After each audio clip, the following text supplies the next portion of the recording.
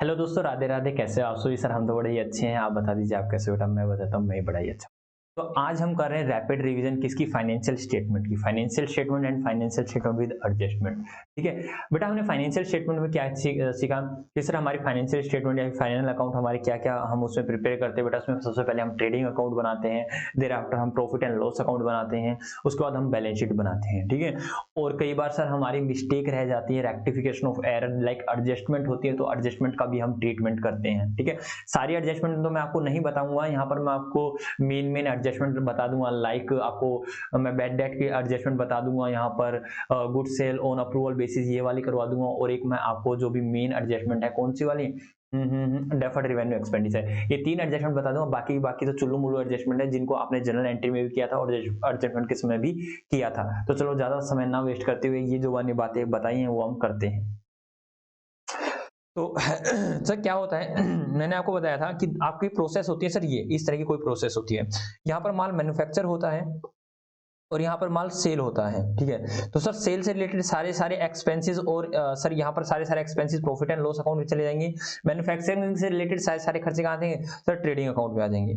ठीक है, yes sir. और ट्रेडिंग अकाउंट के सर क्रेडिट साइड में क्या क्या चीज आएंगी? बेटा यहाँ पर आता है क्लोजिंग स्टॉक एंड सेल, बस यही दो ही चीज आते हैं। और यहाँ पर सर क्रेडिट साइड में क्या आता है सर? यहाँ पे आती है इनकम, जो भी आपको अटर्म सटर्म इनकम है, दैट इज सेल को छोड़ के सारी सारी इनकम यहाँ पर आ जाती है। ये सारी चीजें आपने सीखी थी trading and profit and loss account में। ठीक है, और सर बैलेंस शीट का क्या करना है? बेटा बैलेंस शीट में सारी सारी एसेट्स आएंगी आपकी, चाहे वो करंट एसेट्स हो चाहे वो आपकी फिक्स एसेट्स हो। और उसमें क्या आएगी सर? लायबिलिटीज आएंगी। लायबिलिटी साइड में आपको क्या क्या लिखोगे? कैपिटल लिखोगे, और क्रेडिटर्स या फिर लोन, जो भी आपका सारी चीजें हैं वो आप बैलेंस शीट में लायबिलिटी साइड पोस्ट कर दोगे। ठीक है जी सर। तो सर बताइएगा इसमें कैसे कैसे क्या क्या चीजें आती हैं। लो बेटा मैं पहले ट्रेडिंग अकाउंट बनाता हूँ। Trading and profit and loss account दोनों को मैं साथ ही बना देता हूँ। यहाँ पर बनता है फॉर द ईयर एंडेड। ठीक है, ये वर्ड ध्यान रखना, फॉर द ईयर एंडेड। बेटा यहाँ पर वर्ड आता है फॉर द ईयर एंडेड 31 मार्च जो भी है। जी सर। उसके बाद बनाओ बेटा, ये लो पार्टिकुलर्स वगैरह मैं नहीं लिख रहा हूँ, पार्टिकुलर्स आप ही लिख देना। ठीक है, मैं डायरेक्टली इससे कॉलम बना रहा हूँ। ठीक है, ओके सर। तो बेटा यहाँ पर क्या आता है डेबिट साइड? सर सबसे पहले आता है टू ओपनिंग स्टॉक। क्या आता है बेटा? To opening stock. Yes sir, opening stock को डाल देंगे। और क्या आएगा बेटा? टू परचेज आएगा। यस सर, परचेज आएगा और इसमें से माइनस कर देंगे क्या? परचेज रिटर्न को। क्या माइनस कर देंगे? परचेज रिटर्न को। नेट बैलेंस आ जाएगा बेटा। और क्या क्या चीजें आएंगी सर? वेजेस होगा तो भी यहाँ आएगा, ध्यान रखना बेटा, वेजेस होगा तो भी यहाँ आएगा। और टू वेजेस एंड सैलरी होगा ना बेटा तो भी यहीं आएगा। ये वर्ड ध्यान रखना। Yes sir. और उसके बाद सर ओनली कैरीज होगा, टू कैरीज होगा तो भी यहीं आएगा। ओनली कैरीज होगा तो भी यहीं आएगा, या कैरीज इन होगा तो भी यहीं आएगा, कैरीज ऑन परचेज भी यहीं आएगा, और कैरीज इनवर्ड भी यहीं आएगा। ये ध्यान रखना। Yes sir. इसी तरह से बेटा फ्रेट रहता है, फ्रेट भी इसी के साथ मैंने क्या नाम है इसको ऐड कर दिया है। टू फ्रेट वगैरह भी यही आता है बेटा, ध्यान रखना। कैरीज का ओनली फ्रेट होता तो फ्रेट यहाँ फ्रेट इन यही आएगा। ठीक है, यहाँ पे आएगा to production expense, to production expense. ठीक है, प्रोडक्शन एक्सपेंसेस या फिर मैन्युफैक्चरिंग एक्सपेंसेस जो भी होंगे बेटा वो सारे सारे यहीं आ जाएंगे। और other direct expenses like sir आपका क्या हुआ? इंपोर्ट ड्यूटी लगा बेटा, आपको इंपोर्ट ड्यूटी हुआ तो भी यहीं आएगा। फिर इंपोर्ट ड्यूटी के साथ टू क्लियरिंग चार्जेस, बेटा मैंने बताया था क्लियरिंग चार्जेस कहां पर लगते हैं बेटा? डॉक पर, या फिर आप इनको डॉक चार्जेस भी बोल सकते हो। डॉक चार्जेस भी आप इनको बोल सकते हो। जी सर। बेटा ये सारी सारी चीजें यहाँ पर आएंगी। और उसके बाद सर क्रेडिट साइड में आ जाओ बेटा। क्रेडिट साइड में ऐसा कुछ खास बात होंगी नहीं, यहाँ पर तो आएगा बाय सेल, जो भी सेल रहेगा वो आएगा। और माइनस कर देंगे बेटा सेल रिटर्न को। जैसे सेल रिटर्न माइनस किया ये आ गया बेटा। और यहाँ आएगा बाय क्लोजिंग स्टॉक। क्या आएगा बेटा? By closing stock. By closing stock यहाँ पर आ जाएगा। और सर इनका बैलेंस अब क्या करेंगे बेटा? इनका बैलेंसिंग फिगर निकालेंगे, दैट इज जोन सी साइड ज्यादा होगी उसका टोटल लिख देंगे। सर अगर क्रेडिट साइड ज्यादा होती है तो डेबिट साइड क्या आ जाएगा? To gross profit balancing figure. और अगर डेबिट साइड ज्यादा है तो वहां आ जाएगा by gross loss balancing figure बेटा। इस तरह से हमारा ट्रेडिंग अकाउंट बनकर तैयार हो जाता है। ये देखिए बेटा ट्रेडिंग अकाउंट की छवि देख लीजिए, ये इस तरह से होता है हमारा ट्रेडिंग अकाउंट। और भी सारी काफी सारी चीजें पोस्टिंग की आती है इसमें, वो आप देख लेना। ठीक है, मैन्युफैक्चरिंग तक के सारे सारे खर्चे यहाँ पर आएंगे, और मैन्युफैक्चरिंग के बाद के सर सारे सारे नीचे आ जाओ, मतलब सेल से रिलेटेड जितने भी खर्चे होंगे वो नीचे आएंगे। ठीक है तो चलो बेटा नीचे लिखते हैं। सर ट्रेडिंग अकाउंट में क्या होगा बेटा? अगर ग्रोस प्रॉफिट रहा होगा तो वहां आ जाएगा बाय ग्रोस प्रॉफिट और ग्रोस लॉस रहा होगा तो बेटा यहाँ आ जाएगा टू ग्रोस लॉस बेटा, यहाँ पर आ जाएगा। ठीक है, यस सर। उसके बाद बेटा जो भी खर्चे अटर्म सटर्म खर्चे सारे सारे यही आएंगे, to advertisement, to salary, to salary भी यहाँ आएगा, और टू सैलरी एंड वेजेस भी यही आएगा, सैलरी एंड वेजेस। बेटा मैंने इसका रीजन आपको रेगुलर क्लास में दे रखा है कि यहाँ पर क्यों आता है। ठीक है, अभी मैंने सिर्फ बता रहा हूँ कि यहाँ पर ये चीज आएंगी। टू इंटरेस्ट ऑन लोन बेटा यहाँ आएगा, और टू डेप्रिसिएशन भी यहाँ आएगा। ठीक है, और sir to loss on sale of assets भी यहाँ आएंगी, और टू अदर एक्सपेंसेस। बेटा मैं अदर एक्सपेंसेस का नाम लिखकर यहाँ पर इसको बंद कर रहा हूँ, दैट इज सेल से रिलेटेड और अटर्म सटर्म एक्सपेंसेस सारे सारे यहाँ पर आ जाएंगे। ठीक है, सभी के सभी खर्चों को मैंने टू अदर एक्सपेंसेस में डाल दिया है। और सर क्रेडिट साइड क्या आएगा बेटा, क्रेडिट साइड आएगा बाय कमीशन, अगर आपको कोई भी कमीशन रिसीव हुआ है तो यहाँ पर आ जाएगा। टू ब्रोकरेज मतलब बाय ब्रोकरेज, अगर आपको कोई किसी भी तरह की दलाली मिली है तो भी यहाँ आ जाएगी। और sir to by interest, by interest income, कोई भी आपको इंटरेस्ट की इनकम होती है वो यहाँ आ जाएगी। बाय अदर इनकम, मैं कहता हूँ बाय अदर इनकम, कोई भी इनकम बेटा लाइक आपने सेल किया, सेल ऑफ क्या किया आपने, एसेट्स किया, उस पर आपको प्रॉफिट हो गया, वो भी यहाँ आ जाएगी बेटा। उसके बाद हम क्या करेंगे, इसका बैलेंसिंग फिगर निकाल लेंगे बेटा, यहाँ से नेट प्रॉफिट और नेट लॉस हमारे पास आ जाएगा। अगर क्रेडिट साइड ज्यादा है तो यहाँ आएगा नेट प्रॉफिट बैलेंसिंग फिगर, और अगर डेबिट साइड ज्यादा है तो वहां आ जाएगा by net loss balancing figure. हाँ या ना जी सर, ये सारी चीजें आपको मैंने करवा दी हैं। आई होप सो आपको देखते ही सारी चीजें याद आ गई होंगी। जी सर, हमें देखते ही बात सारी सारी चीजें याद आ गई हैं। तो बेटा उसके बाद लिखिए आप balance sheet. Sir balance sheet क्या होती है बेटा, बैलेंस शीट किसी भी पर्टिकुलर डे की होती है कि एक पॉइंट ऑफ टाइम के लिए होती है। बैलेंस शीट एज एट 31 मार्च इस तरह से बनती है, जो भी फाइनेंशियल ईयर जो भी ईयर है बेटा उसका ईयर का एंड लिख देना, जिस दिन आप बना रहे हो लिख देना। ठीक है सर, हम लिख देंगे। तो ये होगी बेटा आपकी बैलेंस शीट। और बैलेंस शीट में क्या क्या चीजें आएंगी सर, बैलेंस शीट में सर सबसे पहले लेफ्ट साइड आएंगी लायबिलिटीज, लायबिलिटीज, और यहाँ आएगा सर अमाउंट, और यहाँ आएंगी एसेट्स, और फिर आएगा अमाउंट। ये सारी चीजें इस तरह से बनती है। तो सबसे पहले क्या आता है बेटा, यहाँ पर आएगा कैपिटल, जो भी कैपिटल रहेगा उसमें से माइनस कर देंगे ड्राइंग, माइनस कर देंगे बेटा ड्राइंग, और प्लस कर देंगे नेट प्रॉफिट, जो भी नेट प्रॉफिट था ऊपर वाला नेट प्रॉफिट यहाँ आ जाएगा, और माइनस कर देंगे नेट लॉस बेटा। इस तरह से जो भी होगा वो कैपिटल का बैलेंस आपका आ जाएगा। क्या आ जाएगा बेटा, कैपिटल का बैलेंस आ जाएगा। ठीक है, उसके बाद बेटा सन्ड्री क्रेडिटर्स, सन्ड्री क्रेडिटर्स या ओनली क्रेडिटर्स होंगे तो यहाँ पर आ जाएंगे। जी सर, यहाँ आ जाएंगे। सर एक चीज तो जरूर लिखो, यहाँ पर बैड डेट जरूर लिखो sir, to bad debt.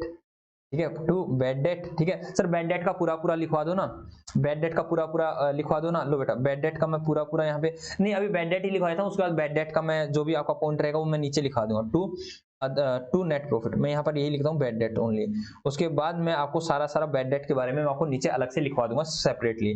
To sundry creditors हो गया बेटा, आउटस्टैंडिंग एक्सपेंसेस हो गया, और कोई भी एडवांस इनकम हो जाएगी वो यहाँ पर आ जाएगी। ठीक है, या फिर कोई लोन हो गया वो भी यहाँ पर आ जाएगा। इस तरह से बेटा ये टोटल, और क्या नाम है, डेबिट साइड का total that is asset side का टोटल, और लायबिलिटी साइड का टोटल आपका हमेशा ही बराबर आएगा, हमेशा ही बराबर आएगा।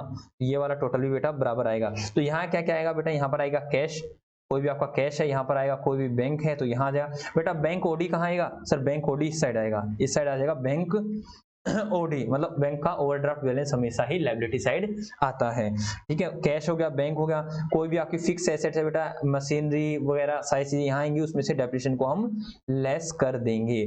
उसके बाद सर क्या आएगा, हमारे डेटर आएंगे यहाँ पर, और डेटर में क्या आएगा सर, डेटर का जो भी अमाउंट रहने वाला है उसमें से लेस कर देंगे फर्दर बैड डेट, और उसमें से क्या माइनस कर देंगे, न्यू प्रोविजन। सर जो भी नया प्रोविजन बना है ना, new provision on bad and doubtful debt, तो सर इस तरह से ये बन जाएगा।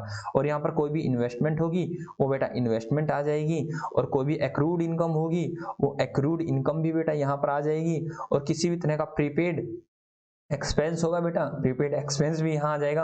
और सबसे लास्ट बेटा क्लोजिंग स्टॉक भी यहाँ पर आ जाती है, ये ध्यान रखना। क्लोजिंग स्टॉक दो जगह आती है, एक तो ट्रेडिंग अकाउंट के क्रेडिट साइड, और एक कहाँ पर सर, बैलेंस शीट में कहाँ पर सर, एसेट साइड। अगर ये बाहर है, अगर ये अंदर होती है, मतलब क्लोजिंग स्टॉक के अंदर, ट्रायल बैलेंस के अंदर होती है, तब इसकी पोस्टिंग सिंगल टाइम ही होती है, only and only balance sheet के अंदर, ये ध्यान रखना। ठीक है, अब आप कहोगे सर ट्रायल के अंदर कब से क्लोजिंग स्टॉक आने लगा, इसके ऊपर मेरा सेपरेट लेक्चर है, मैंने ट्रायल बैलेंस में ये चीजें करवा रखी है। ठीक है, मैं बताता हूँ, if closing stock is on trial, is on trial, trial के अंदर है, देन क्या होगी बेटा, उसकी सिंगल पोस्टिंग ही होगी ना, सिंगल पोस्टिंग ही होगी उसकी, डबल पोस्टिंग तो होगी नहीं, आपको पता है। तो वो कहाँ जाएगा बेटा, वो एसेट्स में ही जाएगा, ये बात हमेशा ही ध्यान रखना। ओके सर, तो सर आप हमें अब 2 एडजस्टमेंट और करवा दीजिए। कौन कौन सी एडजस्टमेंट करवाऊं बेटा? आपको बेटा ट्रायल में इस तरह से दे रखा होता है, मान लो आपको ट्रायल में दे रखा है, ट्रायल में आपको दे रखा है ये रहा बेटा, आपको डेटर दे रखे हैं 1 लाख के, आपको बेड डेट दे रखा है बेटा 10,000 रुपए का, आपको प्रोविजन दे रखा है, provision on bad and doubtful debt का मान लो 20,000 रुपए का। इस तरह से आपको ये सारी चीजें दे रखी हैं। और एडजस्टमेंट में दे रखी है आप लोगों को फर्दर बैड डेट दे रखे हैं बेटा 5,000 रुपए के, और बोला गया है बेटा, प्रोविजन मैंने कुछ ज्यादा ही बना दिया, मैं यहाँ 5,000 लिख देता हूँ, ठीक है। और हमें क्या रखा है कि प्रोविजन बनाओ, प्रोविजन बनाओ 10%, क्या बनाओ 10% आप प्रोविजन बनाइए। तो बेटा अभी बनाते हैं। तो बेटा कैसे करोगे? मैंने कहा कि सर हम ट्रायल बनाएंगे, ये हमारा ट्रायल नहीं, प्रॉफिट एंड लॉस अकाउंट बनाएंगे। तो वहां पे लिखेंगे to bad debt, bad debt है सर हमारा, ये सिंगल पोस्टिंग ही होगी 10,000 रुपए, और इसमें सर क्या ऐड कर देंगे, न्यू प्रोविजन को बेटा, फर्दर बैड डेट को ऐड करो, फिर न्यू प्रोविजन को ऐड करेंगे। सर फर्दर बैड डेट को हम ऐड कर देंगे, फर्दर बैड डेट कितने बेटा 5,000 की आपके फर्दर बैड डेट है सर, इसमें ऐड कर देंगे न्यू प्रोविजन। बेटा न्यू प्रोविजन कितने का आएगा सर? न्यू प्रोविजन आएगा सर 1 लाख, 1 लाख में से फर्दर बैड डेट को हटा दीजिए 95,000, तो 95,000 का 10% कितना हो गया बेटा? सर ये हो गया 9500 रुपए। और इसमें से माइनस कर देंगे सर ओल्ड प्रोविजन, क्या माइनस कर देंगे सर? ओल्ड प्रोविजन माइनस कर देंगे। ओल्ड प्रोविजन है कितना हमारा सर? ओल्ड प्रोविजन है हमारा, ओल्ड प्रोविजन है 5,000 रुपए का। तो ओल्ड प्रोविजन 5,000 को माइनस करने के बाद जो भी अमाउंट आएगा, जो भी अमाउंट आएगा वो आएगा 10,000 प्लस 5,000 प्लस 9500 माइनस कर देंगे बेटा 5,000, तो ये आ जाएगा 1 लाख, सॉरी 1 लाख नहीं 19,500, ठीक है। और सर उस साइड क्या होगा? उस साइड कहां पर बेटा सर? बैलेंस शीट में क्या तमाशा चल रहा होगा बेटा? बैलेंस शीट में ये तमाशा चल रहा होगा, देखो बैलेंस शीट की बात करूं तो यहाँ होंगे डेटर, तो डेटर होंगे 1 लाख के, उसमें से माइनस कर दें further bad debt, further bad debt है बेटा आपके 5,000 रुपए के, और उसमें से माइनस कर दें प्रोविजन, जो भी हमने नया प्रोविजन बनाया 9500 का, ये माइनस हो जाएगा। तो 1 लाख माइनस 5,000 माइनस 9500, तो बेटा यहाँ पर आ जाएगा 85,500, ठीक है 85,500, इस तरह से ये आ जाएगा। लेकिन सर हमें अगर क्या नाम है provision for discount on debtor बनाना हो तो डिस्काउंट ऑन, बेटा ये हमेशा ही गुड पर बनता है, तो ये गुड पर ही बनता है। सर कितने डेटर पर बनेगा बेटा? ये बनेंगे डेटर कौन कौन से सर? 1 लाख में से 5,000 के तो डूब गए, और क्या नाम है कितने डूबने का आगार पर है सर? 9500 डूबने का आगार पर है, that is 1 lakh minus 5,000 minus 9500, इसको लेस कर देंगे 85,500 पर ही हमारा क्या बनेगा sir? Provision for discount on debtor बनेगा, ठीक है। ये चीजें मैंने आपको एक्स्ट्रा बता दी है, ठीक है। हालांकि सर एक्स्ट्रा तो नहीं हमारी क्लास में था, ये क्लास के दौरान भी करा रखी थी, अब ये दोबारा बता दी है। अब मैं कहता हूँ बेटा डेफर्ड रेवेन्यू एक्सपेंडिचर क्या होता है? डेफर्ड रेवेन्यू एक्सपेंडिचर क्या होता है सर? ये करता है डेफरमेंट करना, किसको बेटा? खर्चों को। तो आपको दे रखा बेटा इस तरह से, आपको ट्रायल दे रखा है, ट्रायल में दे रखा है एडवर्टीजमेंट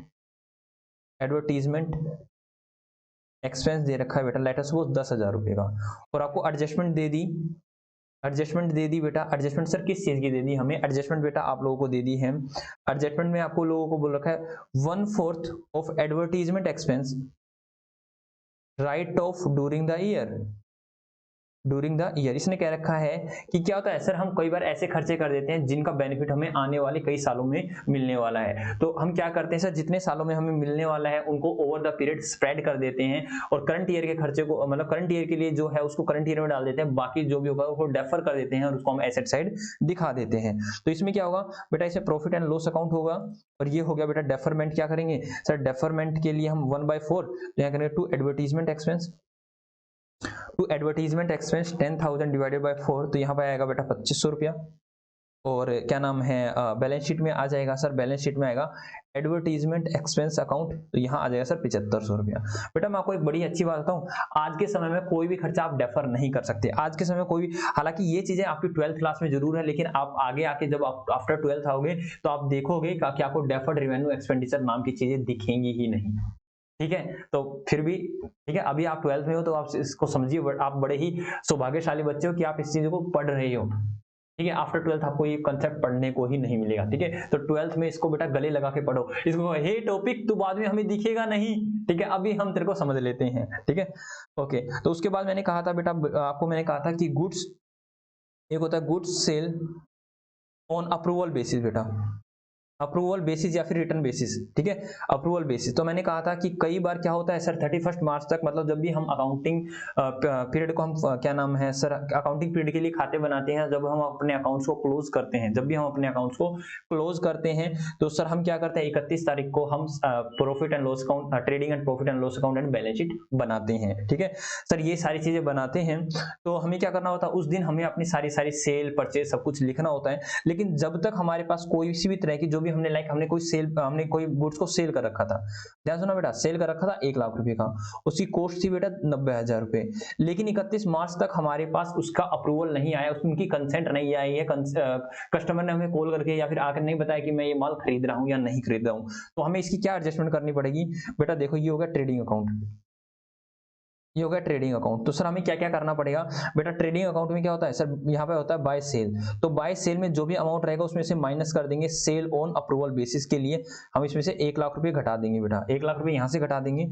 और दूसरी साइड सर डबल एंट्री करेंगे तो उस साइड आएंगे बैलेंस शीट, और बैलेंस शीट में बेटा डेटर होंगे, जो भी डेटर रहेंगे हमारे जितने भी अमाउंट के रहेंगे उसमें से करेंगे सेल ऑन अप्रूवल बेसिस के नाम से, डेटर को भी 1 लाख से घटा देंगे, ठीक है। डेबिट साइड गई 1 लाख से और क्रेडिट साइड गई 1 लाख से, ठीक है। तो ये हमारा सब कुछ ठीक चला, यस सर। उसके बाद बेटा यहाँ पर आता है closing stock by closing stock, ठीक है।